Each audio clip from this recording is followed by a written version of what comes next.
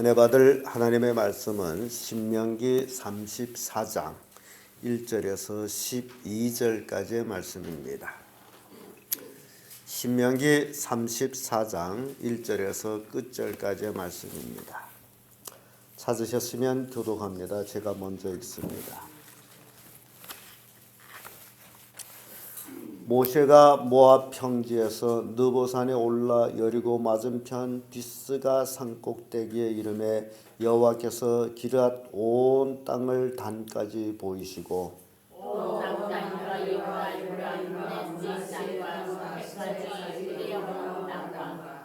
남방과 종려의 성읍 여리고 골짜기 평지를 소알까지 보이시고 여호와께서 우리에게 이르시되 이는 내가 아브라함과 이삭과 야곱에게 맹세하여 그 소유를 주리라 한 땅이다. 내가 네 눈으로 보게 하였으며 눈으로 건너가지 못하리라 하시니 이에 여호와의 종 모세가 여호와의 말씀대로 모압 땅에서 죽어 6월 맞은편 모압 땅에는 골짜기에 장사되었고 오늘까지 구별을 하는 자 없으니라. 모세 죽을 때 나이 120세나 그 눈이 흐리지 아니하였고 기력이 쉬하지 아니하였더라. 이스라엘 자손이 모압 평지에서 애곡하는 양이 많도록 모세를 위하여 40일을 애곡하리라. 모세가 눈의 아들 여호수아에게 안수하였으므로 그에게 지혜와 신이 충만하니 이스라엘 자손이 여호와께서 모세에게 명하신 대로 여호수아의 말을 순종하였더라. 그 후에 이스라엘의 모세와 같은 선지자가 일어나지 못하였나니 모세는 여호와께서 계명하여 하시던 자요. 여호와께서 그를 애굽 땅에 보내사 바로와 그 모든 신하와 그 온 땅의 모든 이적과 기사와 모든 큰 권능과 위엄을 행하게 하시며 온 이스라엘 백성이 그를 섬기니라. 아멘. 네, 이 말씀으로 모세의 죽음 이런 제목으로 말씀을 나누겠습니다. 우리는 기나긴 시간을 걸쳐서 신명기 마감하고 있습니다. 한 달 넘어 신명기 마치고 있는데요. 신명기에 담겨져 있었던 그 하나님의 놀라운 그 기적과 역사 우리는 쭉 훑어보았습니다. 마지막으로 이 신명기 결론은 모세의 죽음으로 이어지는데 모세도 하나님의 쓰시는 종이요 하나님과 대면해서 말씀을 나눴던 종이었음에도 불구하고 죽음을 우리는 보게 됩니다. 그래서 로마서 바울이 고백한 것처럼 의인은 없나니 하나도 없다라고 한 말씀같이 인간은 누구든지 죽음을 피할 수 없다라는 것을 우리에게 보여주고 있습니다. 그러므로 우리도 언젠가는 어떻게 될 것이다? 죽을 것이다. 그래서 죽을 것이기 때문에 뭘 대비해야 됩니까? 죽음을 대비해야 된다. 그게 지혜로운 겁니다. 이 세상 사람들은 죽지 아니할 것처럼 살고 있습니다. 그래서 모으는데 급급해가지고 많이 장재놓고 있습니다.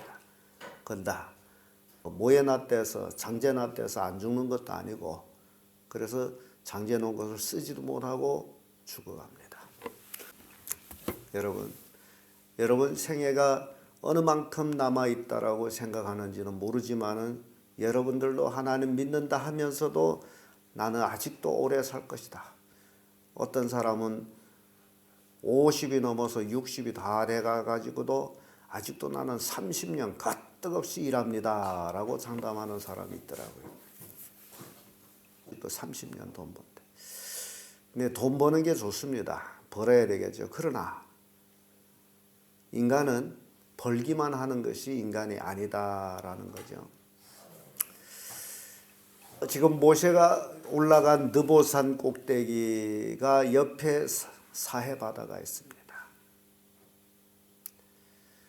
그 사해 바다를 바라본다면 아마 오늘 본문에는 없는 내용입니다만은 소알까지 모세가 봤다라고 할 때 사해 바다를 봤죠.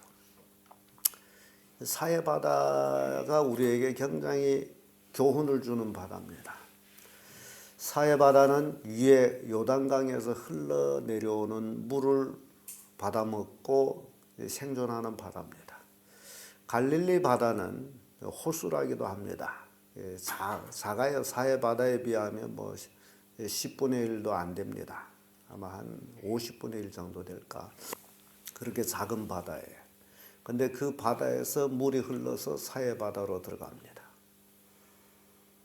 그런데 갈릴리 호수는 해마다 물고기 풍년, 사해 바다는 물고기 한 마리 없습니다. 소금물이에요. 해발이 낮습니다. 바다 수위보다도 더 낮아요. 그래서 물이 빠져나갈 때도 없습니다. 근데 받아 먹기만 합니다. 제가 이 이야기 하는 거는 인간은 사해 바다처럼 열심히 일해서 장지는 데만 장재놓고 거기에만 만족한다면 뭐와 같다? 죽음의 사해 바다와 같습니다. 갈릴리 호수처럼 위에서 내려오는 물을 받고 또 물을 흘러주고 그런 바다가 늘 풍요로운 바다였다. 우리도 하나님께로부터 주신 은혜를 받고 또 그것을 나눠줌으로써 인해서 우리의 삶이 풍성해진다는 것, 그걸 여러분들이 깨닫기를 바랍니다. 신앙이라는 건요, 장제 놓는 것만 아닙니다. 돈 벌어가지고 아프면 치료하지. 근데 그 번 돈은 다 넣어도 치료는 안 됩니다. 그래서 사해바다처럼 살지 말라라는 얘기예요. 돈만 벌다가 주일은 언제 할 건데요? 어차피 한 번은 죽을 인생인데 돈을 번 데서 안 죽습니까? 그래서 우리는 모세를 보면서 참으로 모세는 하나님의 사명 완성 다 하고 그리고 이 세상을 떠나가는 모습을 봅니다. 자, 그렇다면 우리도 하나님께서 주신 나의 사명이 무엇인가? 그 사명을 나도 완성하고 하나님 앞으로 가자. 이게 여러분들 오늘 본문의 말씀에 주는 교훈입니다. 하나님이 사명을 주셨음에도 불구하고 그 사명에 대해서는 아무 관심도 없고 오로지 돈 하다 사명도 완성하지 못하고 병 걸려 고통하다 죽어서 하나님 앞으로 갈 것이냐, 아니면 하나님의 주신 사명을 모세처럼 완벽하게 완성하고 눈도 흐리지 아니하고 기력도 쉬하지 아니하고 그럴 때에 하나님 앞으로 가는 것, 몸이 다 망가져서 앉아서 똥오줌 질질 뭉개다가 갈 것이냐, 우리에게 교훈을 주는 말씀이 아닙니까? 여러분, 하나님 앞으로 어떤 모습으로 갈 것이냐, 기력이 다 빠져갖고 하다 갈 것입니까? 모세처럼 눈도 흐리지 아니하고 기력이 쉬하지 않았는데 하나님이 오라 하시니 가는 그런 성도가 될 것입니까? 그래서 여러분들이 잘 생각해 봐야 될 일이 있습니다. 내가 왜 지금 이 땅에 살고 있는가? 숨이 붙어 있어서 마지못해 살고 있는가? 아니면 하나님의 어떤 사명이 있어서 지금 나를 이 땅에 살게 하고 있는가? 하나님이 뜻이 뭔지를 찾으시기를 바랍니다. 그래야 여러분 지금으로부터 시작된 인생이 행복하고 축복의 인생이 됩니다. 그렇지 아니하고 늘 매일과 같이 숨이 붙어 있었으니 오늘도 흐랑망탕 세월을 보내는 그런 삶이 되지 않기를 바랍니다. 제가 가끔 공원에 가서 보면서 기가 막힌 일들은요, 매일같이 거기에 모여서 둥그랗게 앉아서 화토치기 하는 자들, 부커치기 하는 자들, 마작치기 하는 자들, 또 노래 부르며 춤을 추는 자들, 아무튼 그 사람들은 참 그 생명의 의미가 그게 그들이 사는 의미예요. 얼마나 불쌍합니까? 인생의 삶을 방향을 잃었어요. 여러분들도 방향을 잃으면 꼭 같이 그렇게 됩니다. 모세의 삶을 통해서 하나님께 온전히 충성을 다하고 사명을 마치고 하나님의 앞에 가는 그런 모세처럼 여러분들도 그런 삶을 살기를 바랍니다. 모세의 최종을 바라보면요, 그는 느보산에 올라갑니다. 비스가 산꼭대기에 이른다고 합니다. 그런데 실제적으로는 느보산이에요. 그 중에서 해발이 가장 높은 산이에요. 그래서 그 산꼭대기에서 모든 것을 볼 수 있는 산이에요. 산에 올라갔습니다. 그래서 모세가 느보산 꼭대기에 올라가서 그 본 내용들을 딱 보면 이런 말씀이 나와요. 모세가 모압 평지에서 느보산에 올라 여리고 맞은편 비스산 꼭대기에 이르매 여호와께서 기르앗 온 땅을 단까지 보이시고, 기르앗 온 땅과 단 하게 되면요, 지금 모세는 요단강 건너기 전 요단강 이쪽 편의 땅을 쫙 바라보는 거예요. 그래서 기르앗 하게 되면 루벤, 갓, 므낫세 반지파가 얻은 땅으로부터 쭉 해서 그 꼭대기에 단이라는 지역이 있거든요. 거기까지 그곳이 이스라엘 북쪽 최북쪽의 변경이에요. 단까지 보았다. 그러면 요단강 이쪽에서부터 쭉까지 보았어요. 그리고 나서 요단강을 건너서 그 위에 있는 그 지역을 이렇게 보고 서해 쪽, 지중해 쪽이죠. 거기를 보고 그리고 동쪽 소알까지. 소알이 끝이거든요. 소알이 어딘지 아십니까? 소돔 고무라서가 성이 멸할 때에 롯이 소돔 성에서 나와서 저 소알성이 가까우니 저기 들어가게 해주시오 하던 거기까지. 그러면 사해 바다 끝에 소알이 있어요. 이렇게 동서남북을 모세가 다 봤다. 이스라엘 백성들이 하나님이 약속하신 그 땅을 다 봤다. 그런 의미에서 우리가 생각할 때 아브라함이 조카 롯이 떠나고, 롯은 들을 택해서 요단들을 택해서 쫙 고모라성까지 내려가죠. 그때 산을 택한 아브라함은 이제 산등성으로 올라갑니다. 그리고 하나님께서는 그때 아브라함한테 나타나서 너 동서남북을 바라보라. 네가 보는 땅을 다 내 후손에게 주리라. 그때는 아브라함은 하나님이 주시겠다는 땅 중앙에서 동서남북을 바라봤고, 지금 모세는 느보산에서 요단강을 건너기 전에서 그 느보산 밑으로는 쫙 요단들이 있는, 그리고 그 앞에는 왕의 대로가 있는 산맥을 바라보면서 아브라함이 바라봤던 것, 또 모세가 바라보고, 하나님의 약속은 변함이 없다라는 것을 보여줍니다. 그래서 쭉 유다 지파가 얻을 땅, 예루살렘 아래 부분은 전부 다 유다 지파의 땅이에요. 그래서 그 땅 분포를 보게 되면요, 므낫세 반지파가 반지파씩 이렇게 땅을 나눠 가지다 보니 그 이제 땅 전체 면적에서는 므낫세 지파의 땅이 엄청 크고, 그리고 유다 지파 땅이에요. 유다 지파 땅은 엄청 큽니다. 그래서 유다 지파가 땅을 차지한 그 중앙에 시몬 지파가 있어요. 참 어떻게 그렇게 땅을 놓아가지? 유다 지파가 이만큼 가졌다면 그 중앙에 시몬 지파 땅이 있어요. 그래서 유다 지파가 축복받을 때에 시몬 지파도 같이 받는 거예요. 누구 안에 있느냐가 굉장히 중요한 것 같아요. 그래서 이스라엘 신앙이 지켜 내려왔다라면 유다 지파를 꽂을 수밖에 없습니다. 그들은 남유다에 속해서 하나님의 성전을 모시고 있었고, 거기에 제사장이 있었고, 하나님이 원하는 왕들이 있었기 때문에 그 외의 지파들은 역사 속에서 이제 사라지죠. 특별히 루벤 지파 같은 거는 요단강을 건너기 전에 얻은 그 땅, 지금은 그 땅이 이스라엘 땅이 되지 않고 있습니다. 다 없어졌어요. 이렇게 모세가 죽기 전에 전체의 땅을 하나님께서 보여주셨어요. 이것이 은혜입니다. 여러분요, 우리는 성경을 통해서 여러분 이 땅에 살아가면서 죽기 전에 하늘나라에 관해서 여러분들은 듣고 있습니다. 모세는 직접 눈으로 봤지만은 우리는 가나안 땅이 아니고 하늘나라를 지금 믿음의 눈으로 보고 있습니다. 보는 데에선 똑같아요.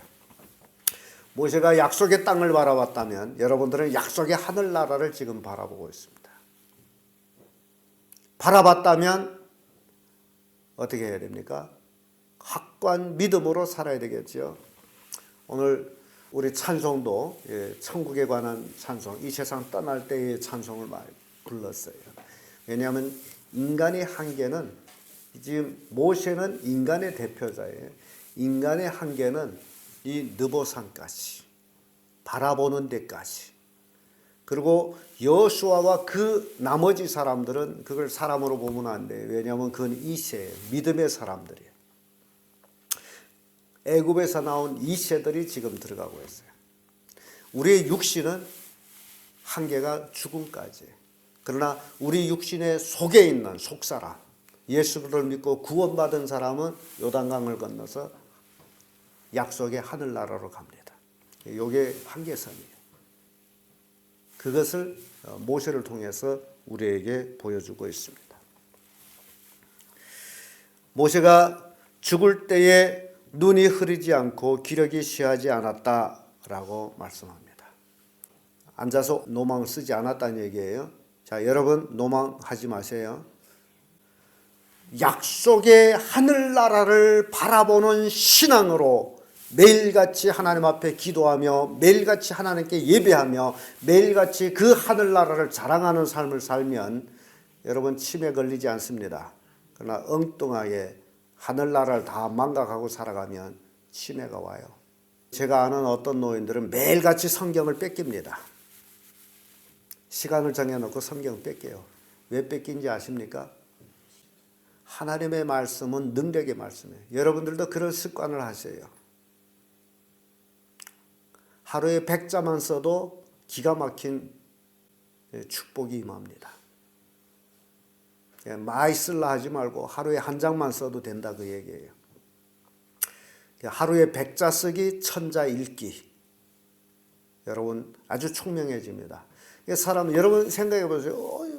비리비리하던 노인들도 교회만 나오면 팔팔해지는 원인 어디에 있느냐?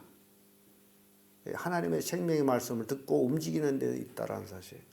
그러니까 여러분들이요 집에서 할 일이 없어 멍해. 어제 책 만들러 어디 인쇄소에 갔는데 거기서 일하는 애가 하는 소리를 듣고 내가 아유 어째 이리 시간이 안 가나. 기가 막히더라고요. 젊은 애가 그런 얘기를 하요. 할 일 없다는 얘기죠. 시간이 안 간다. 여러분들도 노인이 되면 시간이 안 간다고 한탄할 수 있겠는데 우리 아랫집의 노인이 시간이 안 가서 죽겠다라는 거예요. 아이 할아버지 교회 나오세요. 교회? 담배를 지독하게 피우고 말이죠. 시간이 안 가서 죽겠대.